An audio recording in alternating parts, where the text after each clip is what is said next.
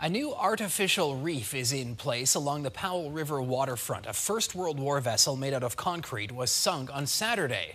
Tonight we are taking you down to the ocean floor so you can see it for yourself. Gord Kurbis has that story. It's the public's first ever look at a new artificial reef off of Powell River, a dive site that is only days old. Being first is kind of cool. That first time you dive beneath the water and you see the bow come out of the green water, it's a very cool experience, and to see it in its first week underwater is fascinating.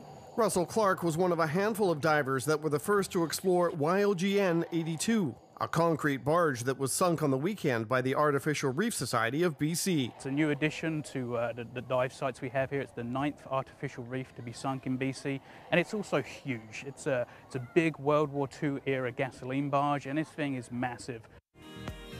Clark and his partner were recording the dive for a website called beneathbc.com. Their goal is to show the best of BC's underwater destinations. You can go all around British Columbia's coastline diving a series of these artificial reefs, and that makes it a very unique destination and very attractive to scuba divers. Companies that specialize in taking tourists to dive locations are already noticing an interest in the Powell River site. In 48 hours, we had 30,000 views of the sinking video on our Facebook page, so there's a lot of interest.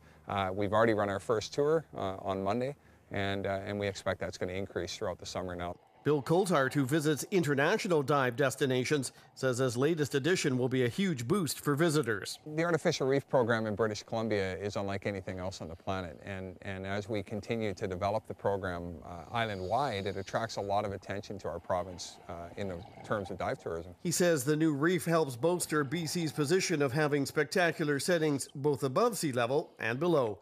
Gord Kurbis, CTV News.